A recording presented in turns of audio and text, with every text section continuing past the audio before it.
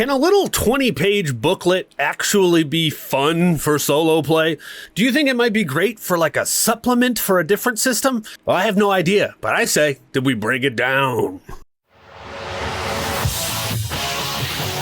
Well, hi, hello, everybody, and welcome back to the Grouch Couch. My name is Turk, and around here we do all different kinds of weird TTRPG things, but today we're taking a look at a little solo book that I got a little while back. Haven't had the chance to check it out, and I figured now was a great time because I'm actually trying to get into a new system, but while I wait for books and things to show up, it's always a good time to take a look back at some of the things that you haven't gotten the chance to yet play. So I say we run it over to the top-down camera, and we learn how to play this thing, and we do a nice little actual play of this thing in today's video. Yes! And hey, if you want to pick this thing up for yourself, make sure to use a link down in the description to DriveThruRPG to help support the show. It really does help us out, and we appreciate it. To the top down! Ah yes, here we are. But today, we're going to learn this thing together, and we're going to play it together. And I think it has some cool like hex mappy things going on in it and other kinds of fun stuff, so let's check it out. One-shot dungeons. This was made by Castle Rook Games, and I actually tried to find Castle Rook Games on Instagram and stuff and couldn't find them. But I did see in the back they had a final note page about if you enjoy this little game, then please give it an honest review on Overlord Amazon. Future installments of these OSD characters, campaigns, monsters, treasures, etc. may come with enough positive feedback. So that's something to keep in mind, I guess. And hey, Castle Rook Games, if you're watching this video, leave a comment below, let me know, because I would love to play more of your stuff. Let's do it. Welcome, Brave Adventurer. So One-Shot Dungeon is a solo questing RPG requiring only this simple core rulebook. I also do want to say, it's still only been a day since I got my wisdom teeth removed, so I'm doing my best to talk normally, and also my face is a little swollen. So keep that in mind over the course of this video. Let's push through. Solo questing RPG requiring only the simple core rulebook, paper, something to write and draw with, one six-sided die, and most importantly, your active imagination. Everything herein is based upon using 1d6 and employs the KISS method. Keep it simple, stupid. I say that all the time, don't I? I'm gonna underline this in this little book because I just love that it says that. I say it all the time, and I love that. Whenever possible, to provide you with an uncomplicated, fast-paced, and enjoyable dungeon delving experience in under 1 hour. Sweet, because that's what we're here for. There are 3 difficulties levels to begin in OSD. 1 is the easy start, 2 is the standard start, and 3 is the hard start. I think we do a standard start. We're fairly experienced when it comes to solo stuff and dungeon delving, so we're going to do the standard start. You always begin with 7 HP. How to play OSD in 10 simple steps. Fill out a quick character sheet index card. Draw the dungeon's entrance room. Roll 1d6 on the room corridor table. To determine the next room, roll 1d6 on room. Okay, so I need to grab a couple of things, it looks like, for us to be able to play. I'm going to do that. So I grabbed us a couple of things. I actually have these really cool, handy-dandy, like square hex charts, and I got some paper. These I actually got a long time ago from Dungeon Crate. It was like a subscription crate you could get once a month. We actually partnered with them, like our first year of making content or something like that. And it's crazy how I'm still, to this day, using things that I got from Dungeon Crate. So quick shout out. I don't even know if they're still in business. I have no idea. And since we're using D6s, I'm just going to put a D6 in our little towel. So we got some paper. We got a character sheet. So, room or corridor table. This looks fun. As you can see, numbers 1, 3, and 5 are rooms, whereas numbers 2, 4, and 6 are corridors. Number 5 is always the dungeon's entrance room. Place, rotate, or flip this room. As with all rooms and corridors, you roll however you like. The entrance room is always considered empty upon entry, though it may contain a Wandering Minotaur upon backtracking to escape. The big difference between rooms and corridors applies to combat encounters because they determine initiative. When you roll a room, you also roll on the room/corridor contents table to discover what is inside of the room. If it's a monster, you automatically gain the first attack. You do the same when you roll the corridor. Though, if you discover a monster in a corridor, it automatically gains the first attack. Room equals your first attack, corridor equals monster attacks first. Cool. Honestly, a lot of words, but I'm sure it's going to come together once we start. Ooh, there's fun items in here later. That's going to be fun. Character. Ooh, there's a whole character page in here. That's fun. Maybe we could just use that. All right, one sec. My handwriting is awful, but I just copied it over to this paper because I might want to copy this and print it later. I currently don't have a printer. I wish I had a really nice printer. I've been bumming the one at my part-time job recently. Don't tell them. But hey, you know, good time. Become channel member if you want to help support the show. Maybe I'll get a printer. I can make more cool stuff. I don't know. Just saying. Check out merch. So I think we're just going to take the basic character build in here, but it does give us some alternative, can't talk today, character starts like a barbarian. It has actual like flaws in there and like a wizard and a rogue. That's kind of fun. But you guys know how much of a sucker I am for just playing normal guys put into crazy situations. So it's probably what we're going to do. We also have paladin and necromancer this way too. Kind of neat. Upon defeating a monster, you may attempt to loot its corpse by rolling on the monster loot table. Wandering Minotaurs never afford loot. Okay. And then there's a loot table. There's also the random magical scroll table. Then there's the random potion table. The specials situation table, which is the Wandering Minotaur. There's also a puzzle room treasure table. That's very cool. There are monster challenge ratings here. One Shot Dungeon uses challenge rating, CR system. Every monster has a quick and simple CR listing, which represents their difficulty and level during combat for every appropriate category. Unless otherwise stated in a monster's description, all spells cast have a challenge difficulty of CR1, even when casting on yourself. Monsters don't attack per se. Instead, on their attack turn, you perform your defense roll. If you fail, you then take 1 HP of damage. And if you succeed, then you've evaded the monster's attack for that round. A typical monster challenge looks something like this. Insert monster type, CR231, which stands for attack, defense, hit point. When you roll your 1d6 for either attack or defense, you have a 1 in 6 chance of failure versus CR1, 2, etc., etc. A quick glance at a monster's CR immediately tells you what number you must roll higher than to succeed. Cool. That's basically what I was just looking for, so that's cool. For example, to successfully attack a goblin, it's CR121. You must roll a 2 or higher, because 2 would be its defense. To successfully defend against a goblin, you must roll a 3 or higher, but its attack is 1. I'm confused now. Wait a minute. To defend against a goblin, you must roll a 3 or higher. Where does that 3 come from? Where's the math for that? I understand that this is how to hit it. It's weird how I'm just stuck on this here. I mean, this must be some kind of maybe a typo, or there's just some math I'm not missing. So what we're going to do is we're just going to move on.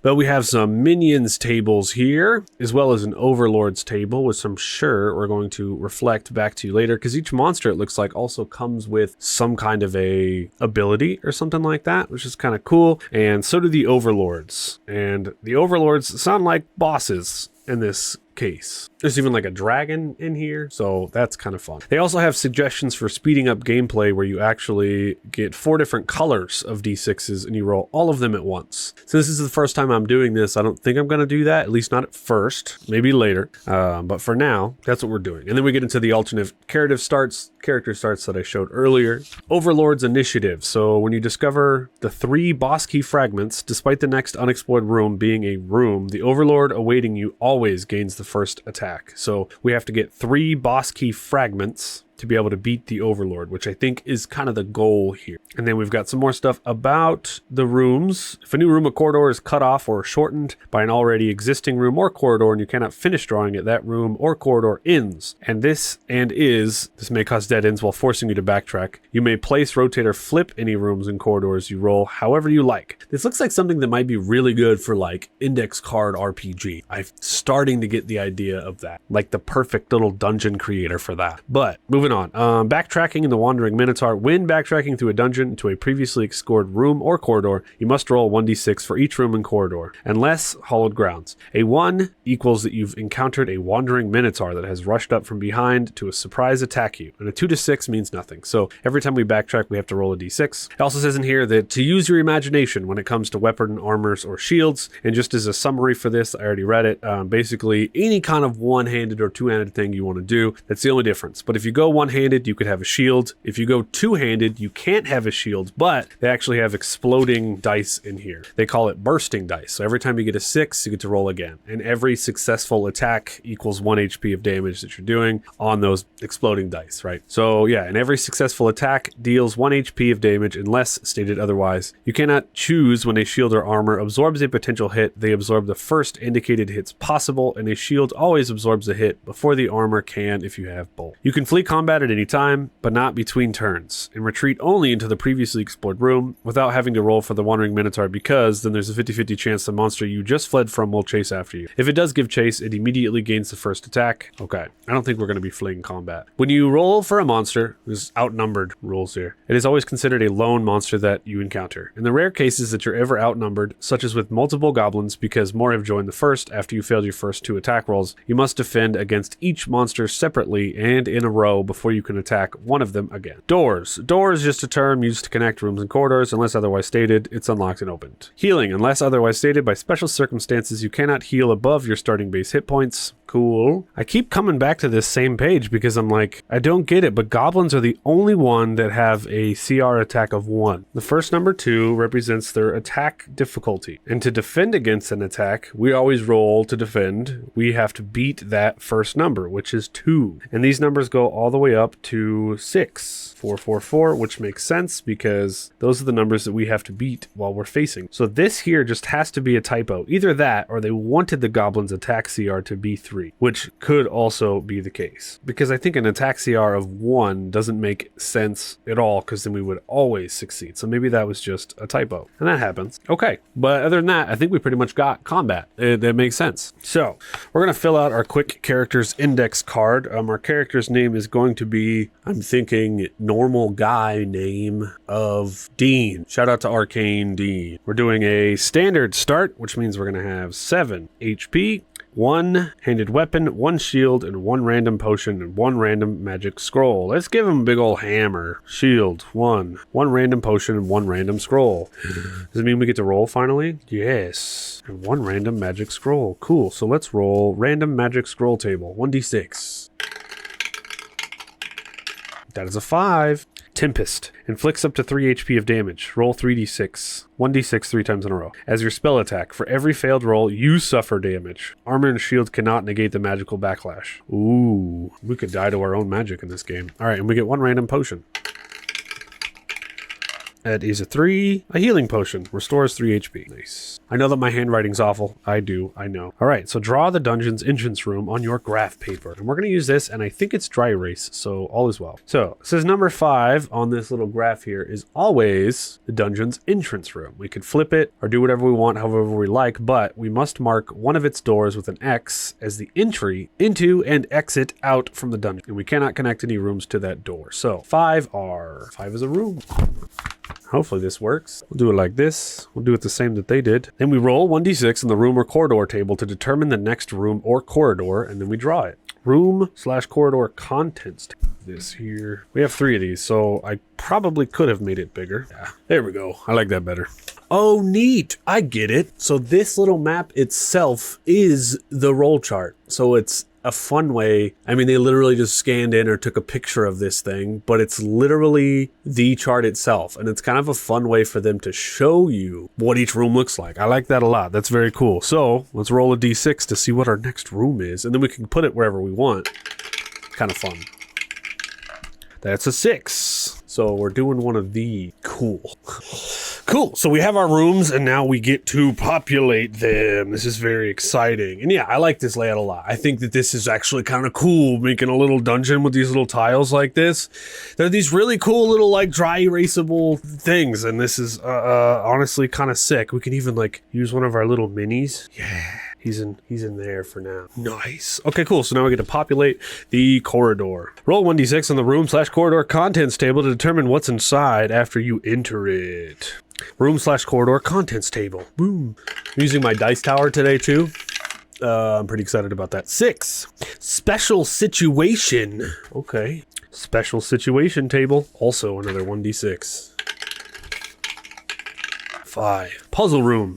Your choice to attempt or ignore. Contains a Mad Trapmaster's Maniacal Puzzle box, CR5, that houses 1 unique magic item. For every failed attempt to open it, you suffer 1 HP of damage. Armor can absorb this damage, but a shield cannot. The same puzzle room can be used only once per dungeon. So this is our first puzzle room. If we want to try and open the puzzle box, as we enter it, it's a corridor, which is weird. It's a puzzle-y corridor. As we enter this thing, I feel like we should roll at least once. We could take the 1 HP. I think that'll be fine. Because what if we get something cool and then we'd experience something cool from this little book? Let's do it. That's only a 3. Dang. So we lose 1 HP. All right, we failed. And I'm not going to try it again. Back to the first page. If empty, roll again on the room or corridor table, then draw the result and delve further. If not empty, roll for the specific monster encounter or special situation involved. Sweet. 6. Battle the monster, then attempt to loot its corpse or deal with the special situation result. Repeat steps 3 through 7 while attempting to collect 3 scattered fragments. Once 3 fragments are collected, you assemble the boss key, after which the next unexplored room is the dungeon Overlord, the final boss. Battle the Overlord and collect your reward. Now escape the dungeon alive by returning to its entrance room to win the game. Cool. So we're just drawing rooms and going through. So let's roll for our next room. Let's see where we're going next.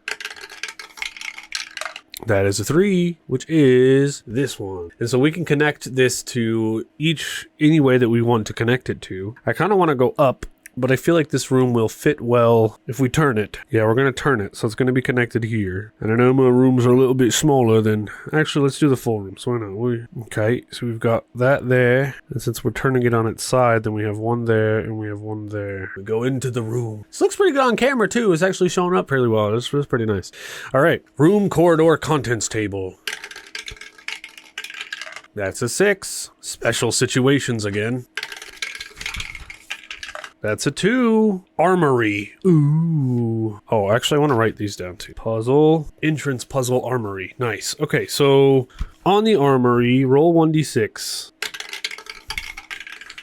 That's a 1. Dang, that sucks, I think. On a 1, everything you find is rusted and useless. 2 or 3, you get a shield. 4 to 6, you get armor. And on a 6, you can get a new weapon. The armor can only be used once per dungeon. Dang. All right, moving forward. 5, which is another square room. It's much like our entrance room here, but I did the entrance smaller because it's pointless, but it's that. So where should we put it? I guess here. There we go. Let's see what's inside. 3, room, corridor, contents table. Monster roll. Ooh, it's our first monster. 4 to 6, roll on the minions table. Minions table.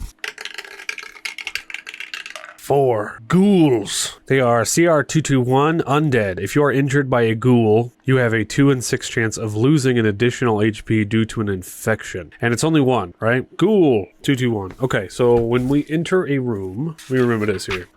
I don't know how much of the beginning explanation is actually going to stay in the edit cut, because I kind of really took my time. Sometimes I like to do that when I'm learning new systems and stuff. I like to be like, oh, well, what's this? What's that? You know, stuff like that. So and I like to double check all the rules and make sure I understand them. So I don't know how much that's going to stay in there. But whenever you enter a room, let's see here. If it's a room, you attack first. If it's a corridor, the monster attacks. So thankfully, 5R, which is what we got, is a room, which means that we attack first. And the ghoul only has 1 HP, and we have to beat a 2. So Dean is going to run over to this ghoul and try to attack this thing. We just got to hit it once. That is a 2. So you must roll higher than to succeed is what it says. But then it says on the goblin CR, you must roll a 2 or higher when it has a CR of 2. Interesting. See, because here it says what you must roll higher than. But then the goblin has a 2 in defense, and it says you must roll a 2 or higher. So does the 2 on the ghoul's defense count? I guess at this point, it's kind of just like a game master's ruling. In most systems, it's 2 or higher to be able to hit something.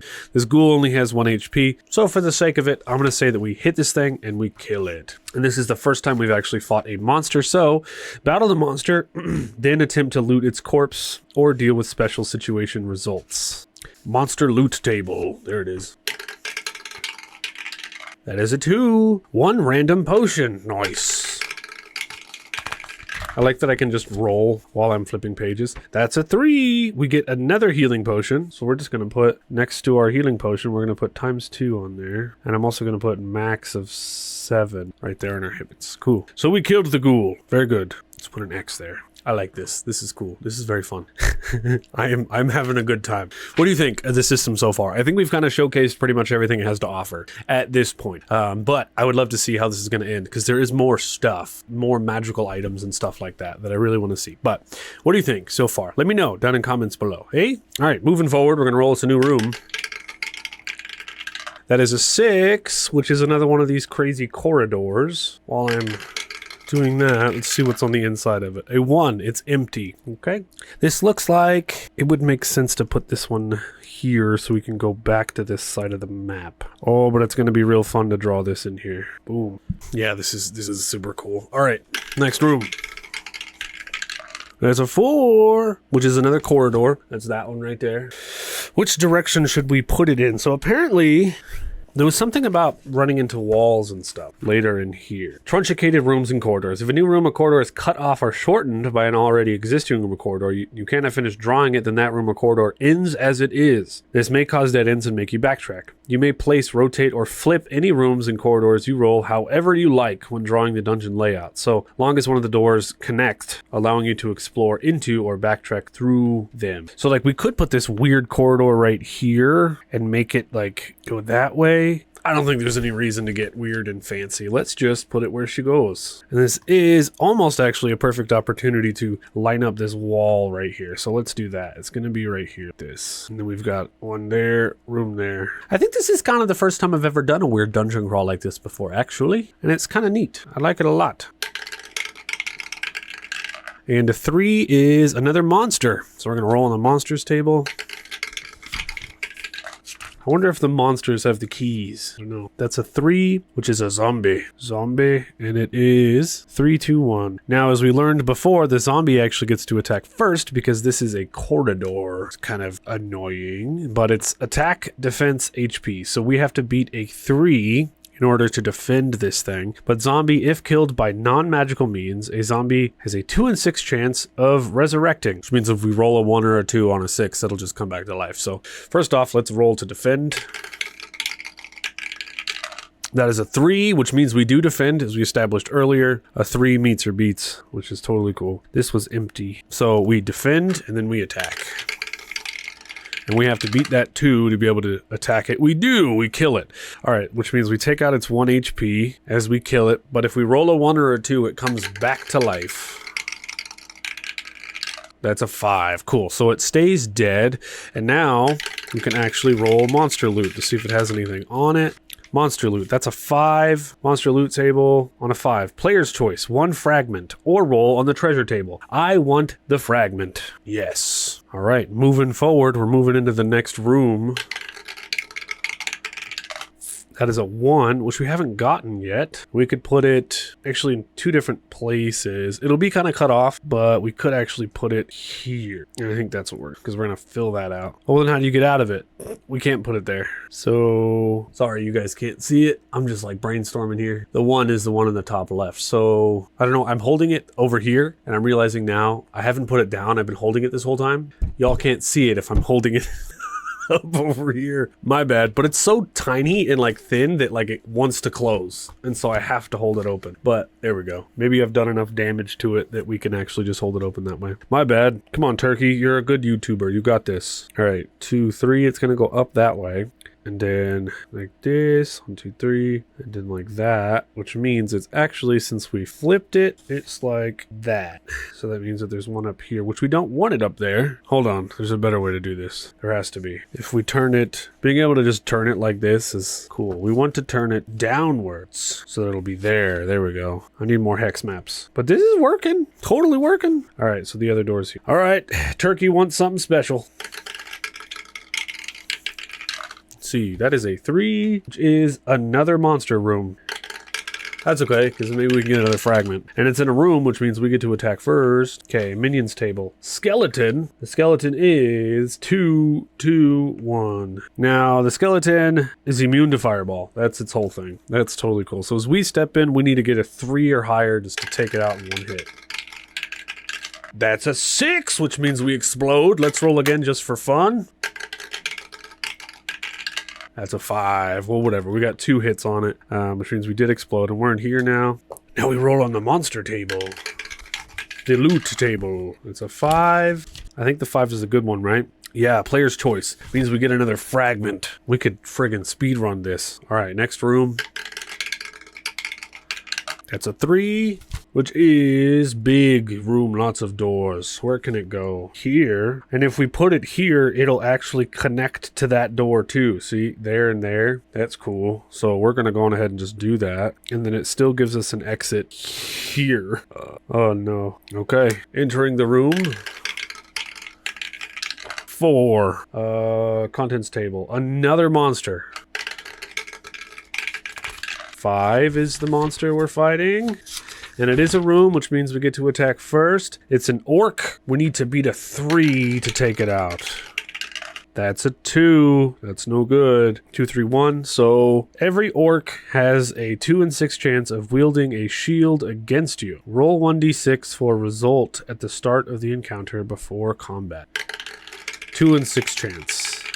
That's a 3. Thank goodness. So it doesn't have a shield, so we don't have to look up those rules. Although we do have a shield, don't we? So before it hits us... It's crazy. I'm even realizing now the back half of this book is just a simplified version of the front half, so this is really only 15 pages. Tell me about shields, you fool. Keep it simple, stupid. That's right. Weapons, armor, and shields. Cool. Super simple. If they have the shield, it's like an extra HP, basically, is what the shield is. All right. We tried to hit the orc as we went in the room, but now the orc is going to try to hit us, which means we need to beat a 2. That is a 5, means that we succeed. We attack back. That is a 6, which means we explode. That is a 3, which means we do 2 HP. We take this dude out, and we get to loot his body. That is a 3, which means we get 1 random potion. That is a 4, which means we get another healing potion. Cool. I was hoping for a shard, but whatever. Next room. That is a 4, thankfully, which means we get the corridor here. Because I'm going to try to put it here, I'm going to fudge it a little bit and squeeze it in there. But before I do, I want to see what the contents of it are. 6, a special situation. 6 again. This is the Shrine of the Unknown God. Upon entry, you are enveloped in a swirling fog of mysterious magic that vanishes in seconds. Into you. Roll a 1d6. 50-50 chance you are either blessed or cursed. Evens or odds. So we want evens. Thankfully, we got evens. If blessed, you inflict 1 additional HP of any damage to any 1 monster on your next successful attack roll. If cursed, you suffer 1 additional HP damage. Gotcha. Each shrine becomes inactive once they bless or curse you. And it's only once, right? You inflict 1 additional HP to any 1 monster on your next... So we get a +1 damage on our next attack. And what I'm going to do is I'm actually just going to be fitting this right here. This is what I'm going to do. There we are. Next room. Could really like put some role play in on this, and it could honestly be kind of fun.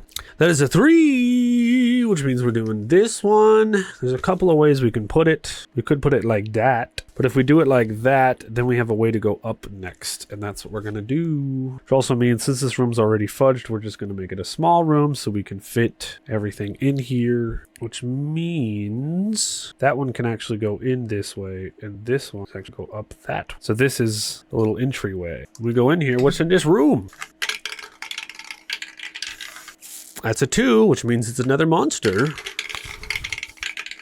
And that's a 3, which means it's another zombie. And it's a room, which means we get to attack first. We need to beat a 2, right? Attack, defense, HP. Yeah, we got to beat a 2 to take it out. That is a 2. Why do I feel like we're just smashing this, dude? Maybe I should have it where it's only, on defense, it's only higher. So it has to be a 3 and up. Next time I play this, that's what I'm going to do. Because the goblin has a defense of 2, which means we have to... The zombie, I mean, has a defense of 2. So next time I play, I'm going to make it to where we have to make it 3 or up. Not if it equals it, then it hits. Because even though it does say that, successfully attack a goblin with a defense of 2, you must roll a 2 or higher. I don't like that. I would definitely make... Because I feel like I'm just stomping this right now. Also, also nothing has hit us, but we pretty much have to roll a 1 or a 2 in each one of these situations to get hit. So maybe even in this case too, like the ogre has a 3, I would make it to where you have to roll higher than it. So it would have to be a 3, a 4, a 3, right, instead of meeting it, right, like normal AC would. Those are just my thoughts. Because anyways, we smash this zombie. He takes an additional damage. He gets smashed, and then we get to loot his body.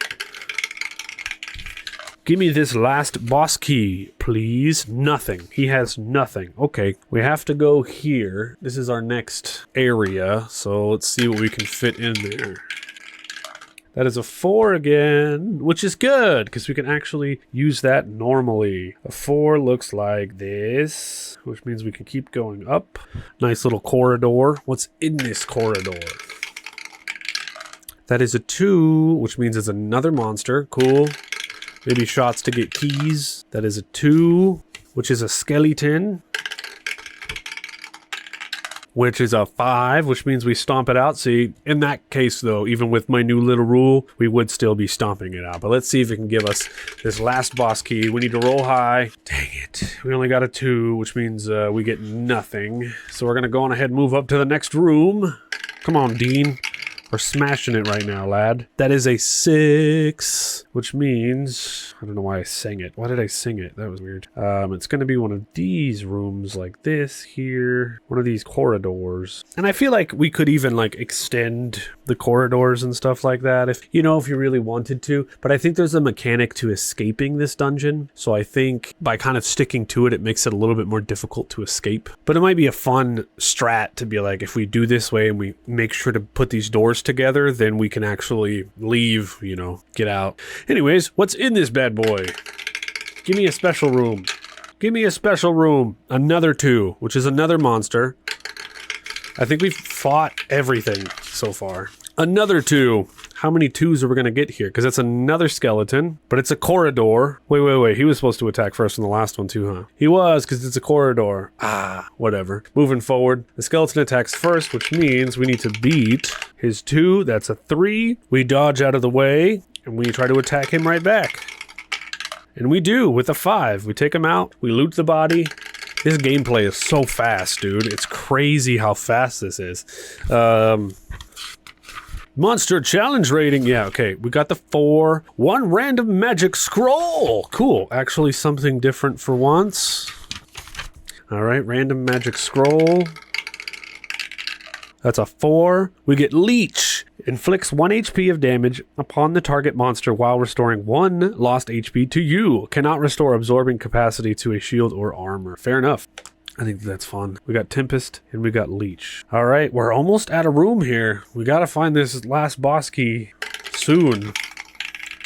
That's a 3, which is another big room. I haven't rolled a 2 yet. 2 is the only room I haven't rolled yet. Oh, I also haven't rolled a 1. So got some good dice going on here. Okay, so if we do it this way, I'm looking at it here. I'm trying to strategize. This is a part of the game, right? So if we do it this way, we could put another entrance up there. So we're turning it this way, which means our other one's going to be right here, and that is perfect. All right, so we enter into this room. What do we find? 5, which is special situation. Nice. Okay, give me something cool. That is a 3 on the special situation. This is Hallowed Grounds. Upon entry, you regain 1 lost HP. This healing can happen only once per Hallowed Grounds, meaning if you backtrack, you don't heal. Multiple Hallowed Grounds may exist in a single dungeon, same as forges, armories, puzzle rooms, and shrines. These grounds are consecrated as heroic safe zones, restricting monsters, even minotaurs, from entry. As well, you make no Wandering Minotaur rolls while backtracking through them. Cool. So this is just Hallowed Grounds where we get HP back. Dude, we're friggin' killing this. We're back up to 7, and we'll write Hallowed Grounds on here. We're on to the next room. 3! Once again, we just drew that room, so it looks like we're going to do the same thing, but we're going to rotate it. So it's going to be this way. Yeah. And then there's another door there, which I think is just going to go to a wall, but whatever. What do we find in here? 3! Another monster. Okay. The monster is for a ghoul or undead. All right, since this is a room that we entered into, we get to attack first. Gotta beat that too. We do. We kill it. Now we loot it. This was it. This could have been it. We're out of map. We're completely out of map. I say for the sake of this video, we just pretend that we got a 6. Player's choice. 1 fragment. Yay! So we're going to take our final fragment. Puts us up at 3. So if we go back to page 1 here, once 3 fragments are collected, you assemble the boss key, after which the next unexplored room is the dungeon's Overlord, the final boss. Cool. Let's roll to see the shape of this room, which is kind of just going to take up whatever we kind of can. We finally got the 2! Dang, that's crazy, which is cool because it actually fits right here, bro. How did that work out? That's crazy. So this room right here is the final boss room. So as we come in here, Overlord's table is what we must roll on now. The Overlords. That is a 3. The Gargoyle. Its CR is 444. There's not enough room over there, so we're going to write it over here. Gargoyle. Its CR is 444. Every time you are hit by the Gargoyle's swiping claws, and you have no shield or armor to absorb, there's a 2 in 6 chance that you are stunned and cannot attack on your next turn. 2 in 6 when it hits me. Now, also, there's one other thing about Overlords that I read. There's also a note in here that says that if a new room or corridor aligns immediately next to a previously explored room and either of their touching walls has a door, they do not connect. Instead, that door is considered a solid wall. But I think if you could make the doors connect, I think that it's okay. And that's the way that I'm going to play. But Overlord's initiative. Once you discover the 3 boss key fragments, despite the next unexplored room being a room, the Overlord awaiting, you always gains the first attack. Oh, so literally it means the next room. And since we rolled a corridor, it wouldn't be in here anyway. But for the sake of the video, we're going to play it out anyway. So this is our final fight. He always attacks first. So as Dean gets in here, he sees the Gargoyle. I haven't done any role playing this whole session because we're just kind of dungeon crawling. Anyways, as Dean gets in here, he gets a 1, which means the Gargoyle is going to hit him. He's down to 6 HP, and there's a 2 in 6 chance that he will be stunned. So if you roll a 1 or a 2, he doesn't even attack his next turn. That's a 2. He doesn't even attack. Come on, Dean! Which means we skip his attack round, and then we go right into the Gargoyle attacking again. And our defense is a 6. Yes. Which means we defend, and then we get to attack. That's a 6, which means we explode. I just rolled 2 6s in a row. Can we go for a 3rd? No. All right, so that's 2 hits on the Gargoyle. We beat his. He's got 444 here, so we've done 2 damage against him. We got to do 2 more, but he's going to swing at us.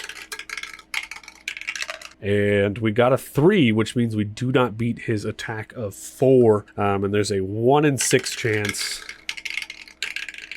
Nope. 2 in 6 chance. Sorry that we're going to be stunned. We're not stunned. That's good. And we get our chance to attack again, taking this guy out. That's a 5, which means we do hit. We don't do anything special. He's got 1 HP left. That is a 4. So I made the rule earlier. I said that if I play this again, you have to roll above their attack, not meet it, because it seems too easy if you got to meet it. So we totally miss. We're going to take that hit, and if we roll a 1 or a 2, we're stunned. That's a 6. We're totally out in the clear here. So one final possible attack. That is a 6, which means we explode. That is a 1. Whatever. We still do the 2 damage, which means we swing and we take out the Gargoyle, which is the Overlord.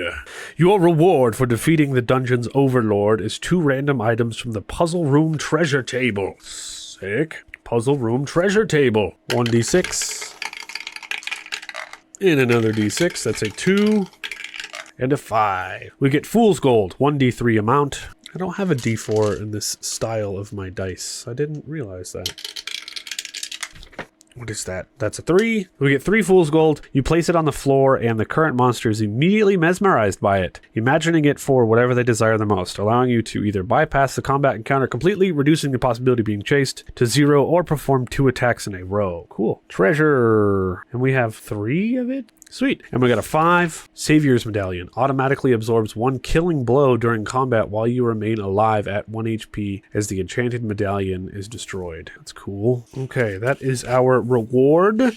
Now, basically, all you have to do is get out of here. So we're going to go through these rooms to try to get back to the exit. Got to think about the fastest way here. How many rooms is this? 1, 2, 3, 4, 5. 5 rooms, or 1, 2, 3, 4, 5 rooms. They're all the same. So it doesn't matter which way we go. But every room we go into, just to show off this feature a little bit, every room we go into, we must roll a d6. And if we roll a 1, then we encounter the Wandering Minotaur, who then could kill us and we don't make it out alive. The Wandering Minotaur is the real boss here, yeah? And I'm not going to use the tower because I want to do this quickly. Okay, we're backtracking to the ghoul room. That's a 1. The first room. Goodness. Okay. A Wandering Minotaur has rushed up from behind to surprise attack you. The Wandering Minotaur. The Minotaur always gains the first attack regardless. They never give out loot. They always chase after you. They also begin the encounter or continue the fled encounter with a charging bull rush as their first attack. If it hits, it has a 2 in 6 chance of inflicting 2 HP instead of 1. After which the successful attack inflicts 1 HP as damage as normal. Okay, so he rushes in to attack us. What the heck? That's a 2, which means he hits us for the 2 HP, bringing us down to 2. That sucks. And we turn, and we attack for a 2, which, as I stated earlier, we need to get above their armor, not meet it, to actually hit them. So we miss. He's going to try to attack us again. That's a 5. We totally beat his attack rating. That's wonderful. I think this is a good time to use our leech attack this time. That is a 4, which means we totally hit. On our leech attack, we get 1 HP and attack them for 1 HP. So we're back up to 3 here. So if the Wandering Minotaur hits us again at any other room, we should be okay. I just did my attack. Now I was rolling for defense, and we got a 3, which means we beat his 2. 1 more. That is a 2, which means we don't attack. He gets another opportunity. That is a 4. We block it. We're rolling in circles. That is a 1, which means that we miss. They get another opportunity. We're rolling in circles. That is a 1, which means he hits us for 1, which means our leech attack was useless. We're down to 2. We attack for 5. Finally, we take out the Wandering Minotaur. We can't loot the Wandering Minotaur, but now we just escape. We're going to move. Since I connected those rooms, we're going to move here. Oh, that's another Wandering Minotaur, dude. Which means if we don't defend on this, we're pretty much dead. Because he runs up from behind us and always does 2 damage. We got a 4, so we defend, now we attack. That is a 1. Oh, I think our attack is going to be the red dice and our defense is going to be the orange, just to kind of speed this up a little bit here. But orange resolution first, 2 and 2, so we don't defend because we didn't beat it, and we don't hit them with an attack, which means we're down to 1 HP here. We do have the Savior's Medallion. We don't attack. We get hit again. Our Savior's Medallion is officially exploded, and since we miss on our attack, we roll again. My voice is way down here because if we miss, no, we got a 4, we live. And we deal a damage to him. Thank goodness. Defend. Sad. It's a sad day. If you can't see, that's a 1, meaning that we're down for the count. The Wandering Minotaur has taken out Dean. He died in the skeleton room on his way out. What a sad lad. And that, my friends, was One Shot Dungeon. Wow, I had a lot of fun with this. Honestly, I took my time reading through it. I had gameplay in here for about an hour. Got to make a cool little map, roll some fun little dice. It's not crazy, but they include a couple of little, magical items and a couple of little monsters, a couple of little room variations. I think if you were to expand on this and do a D20 roll chart for each one of those things, this would be a full-on game with so much replayability. Right now, I think you might get 2 or 3 plays out of it. I think that's probably the max quests that you're going to get. But that was a lot of fun, especially with those cool little maps that I had and dry erase magic marker. Yeah, that was tight. What do you think about this game? You ever played it? Let me know down in the comments below. And hey, subscribe here for more solo TTRPG things. I've been Turk, my friends. Take a seat on the couch and roll initiative, at least for a little while. Roll on that, weirdos, and I'll see you next time. Nice.